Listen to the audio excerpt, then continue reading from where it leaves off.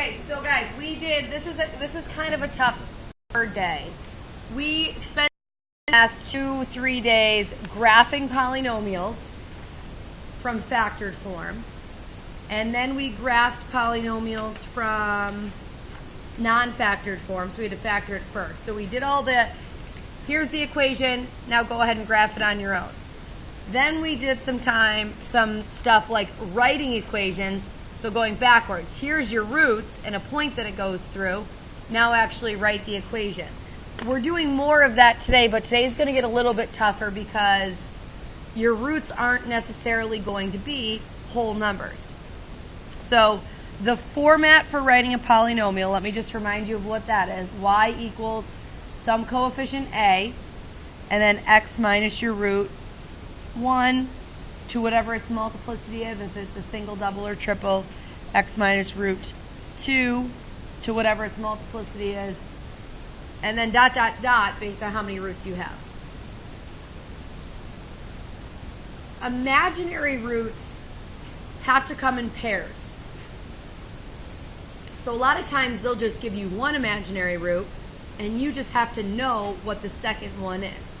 So not only do they come in pairs, but the pairs are always conjugates. So if they tell you that a plus bi is a root, then a minus bi is a root as well. If they tell you 3 plus 4i is a root, then 3 minus 4i is a root. And you just have to know that.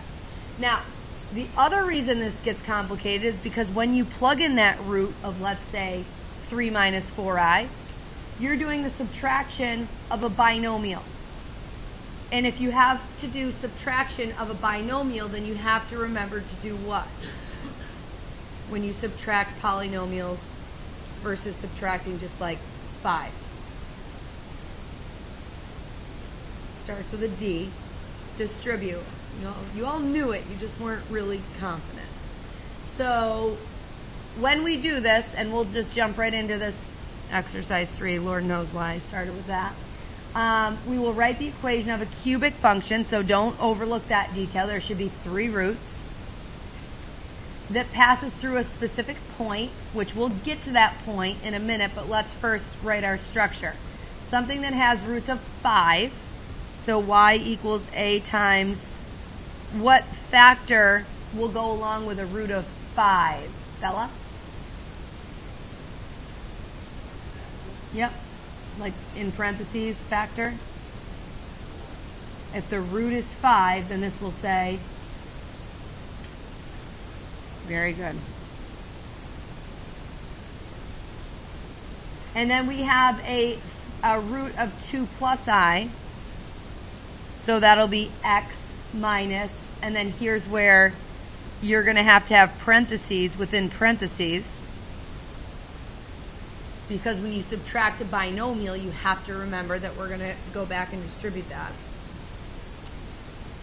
And then not only that, but if 2 plus I is a root, then what's the third root? 2 minus I. So x minus, and the third root is binomial 2 minus I. Now, when you have imaginary numbers, the first thing we're going to do is FOIL them out of this problem. So I'm going to focus on these 2 right now. I'll come back to the rest of this. But you need to get your imaginary numbers out of there as soon as possible. So I'm going to start first by distributing my negative. So minus 2 minus I. And then I don't have parentheses within parentheses anymore. And then minus 2 plus I. Now,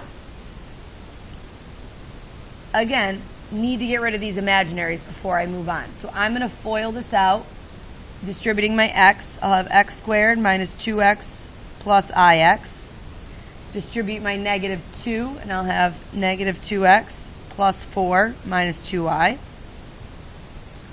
And then distribute my negative I.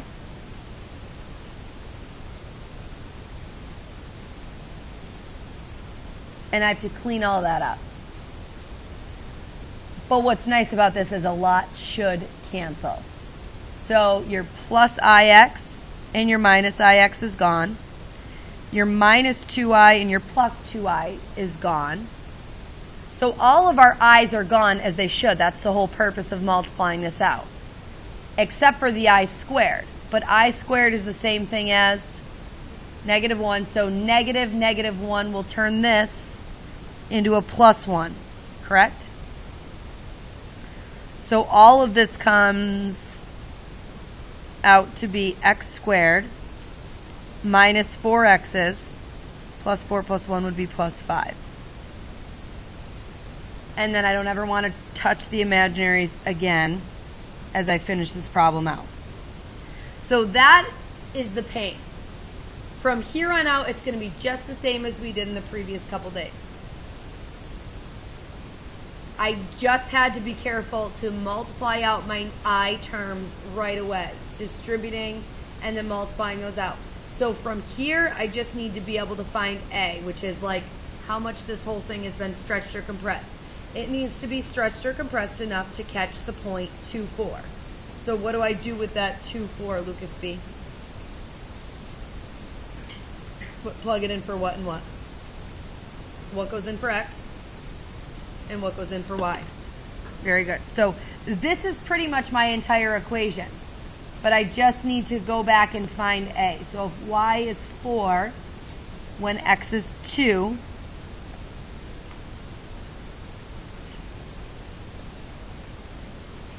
that's going to be -3. This is going to be 4 minus 8. -4 plus 5 is 1. I'm going to divide both sides by what? -3, right? -3 times 1 is just -3. So A here, not a nice number, but it is what it is. So I'm just going to take a -4/3. That's my A value. And there's my equation.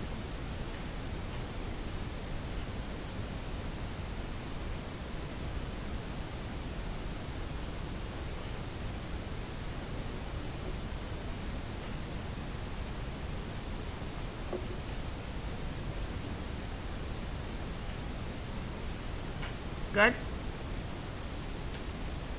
Any questions? Yeah. So that's the last thing we have to talk about, which can be where this just becomes annoying, but sometimes necessary. Standard form is like polynomial form. So no, this is in factored form right now. So to fully answer their question, we would need to, I would distribute this out. And then once you get that all distributed out, distribute out a -4/3 to everything, and that'll be polynomial form. So there is a little more work to this. If we have time, we'll come back and do it. But that's not really the point of what we're learning. That's just how to clean it up. Okay. 4A, again, gives us the graph or details about the graph. And we have to go backwards and write the function. So y equals some A value. Give me one factor, Eric.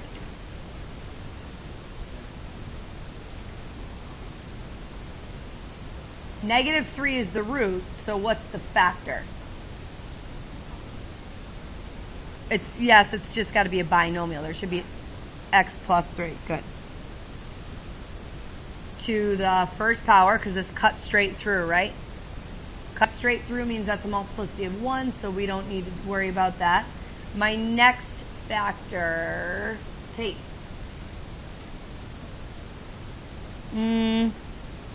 The root is +2, which means my factor is x minus 2. Do you follow that? And multiplicity of 1, 2, or 3? 2.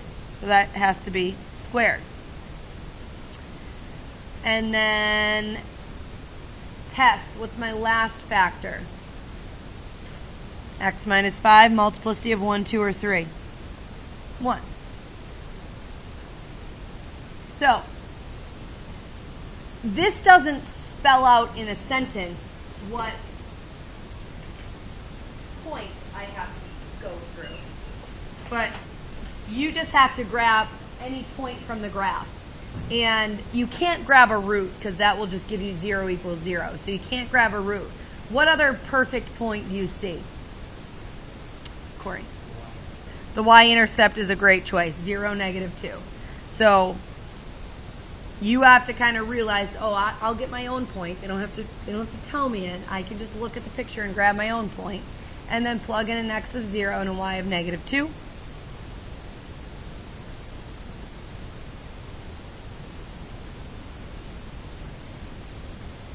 This is going to be a 3 times, what's that? What's 0 - 2 squared? 4. And this is a -5. So that whole thing is 12 times -5, which is -60. Divide both sides by -60. And your A value is 1/30th, which means this was a significant vertical compression. You pretty much go back up to your original and just rewrite it just now with the A value.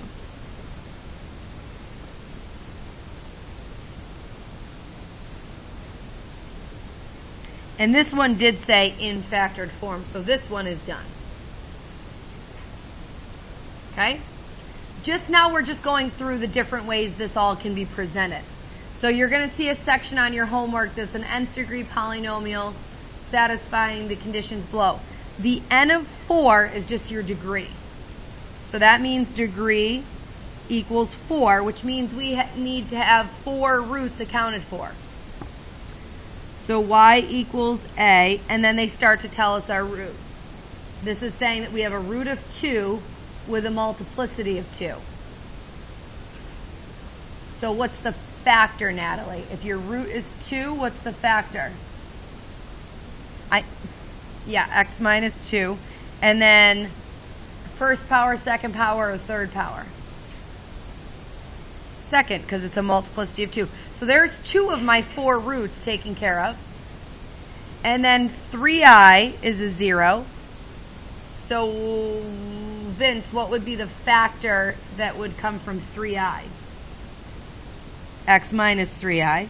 So there's my third root accounted for. And what's my fourth root? X plus 3i. Why did you say x plus 3? Oh, you did. I didn't hear the I.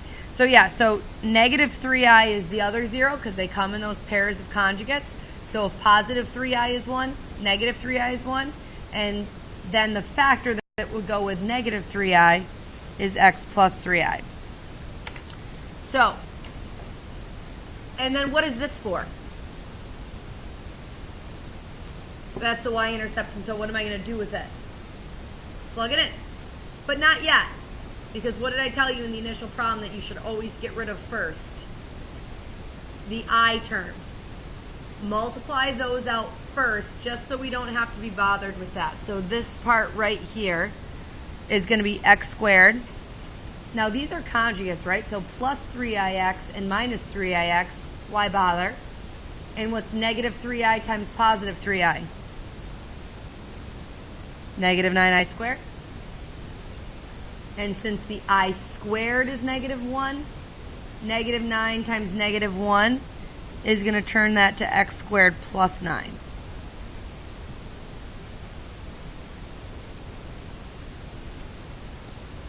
So now that looks like factors that I'm used to dealing with in math. No i's in my factors. Now plug in 0.36.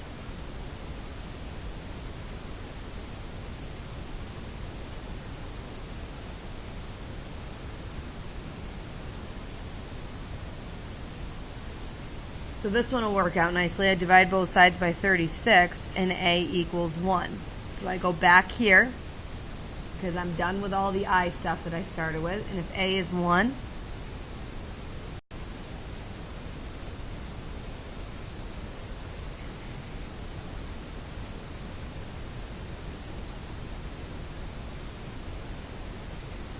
any questions on that?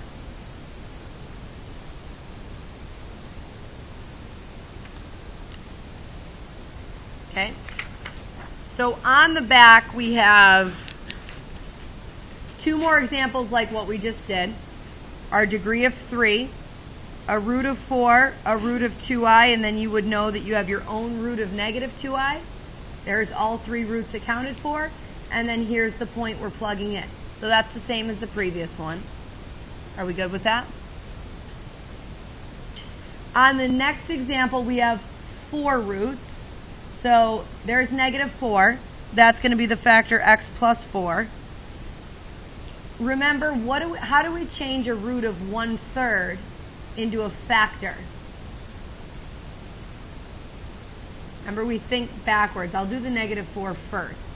If our root is negative 4, the factor, we have to just go backwards of the teeing it up process, and that's really how we come up with the factor. So if the root is 1/3, we have to multiply by 3 first, and then subtract 1, and this is the factor that would have made that. So you have to know how to take fractional roots and put them back into linear factors. Just kind of by reversing the process of teeing it up. Then you have 2 plus 3i, so it will be x minus, parentheses, 2 plus 3i. And then 2 minus 3i, so it'll be x minus, parentheses, 2 minus 3i. Distribute your negatives, FOIL out the imaginaries, clean it up, and then plug in 1/100. Okay?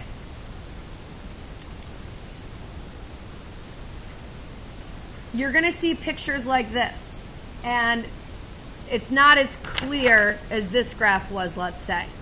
But I'm going to tell you right now that this on the bottom tells you what your x-axis is counting by. So it's counting from -6, -5, -4, -3, -2, -1. It's counting from -6 to 6 on your x-axis by 1s. And it's counting on your y-axis from -40 to 40 by 10s. So that would be 0, 10, 20, 30, 40. Do you see that? So again, we steal our roots. A root of -3 gives us a factor. A root of 2 gives us a factor. And a root of 5 gives us a factor. And then the point you should steal is the y-intercept again, 0, 30. So these are the same as what's on the front. It's just they tell you your roots differently because they don't scale the graph for you on the actual graph. They scale it below by giving you your x window and your y window. Okay? And the last thing is to solve something like this, type it into your calculator. You'll see something. And wherever it crosses the x-axis, those are your solutions. Do you follow? Okay? That's how you're solving, because this, I don't believe, some are factorable by hand, but if they're not factorable by hand, you're going to cheat like we did last week and use your graph to pull your factors.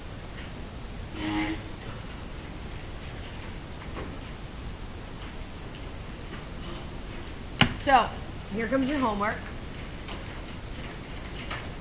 I'm going to do this? I'm going to cut this down just a little. I'm not going to have you do all the odds.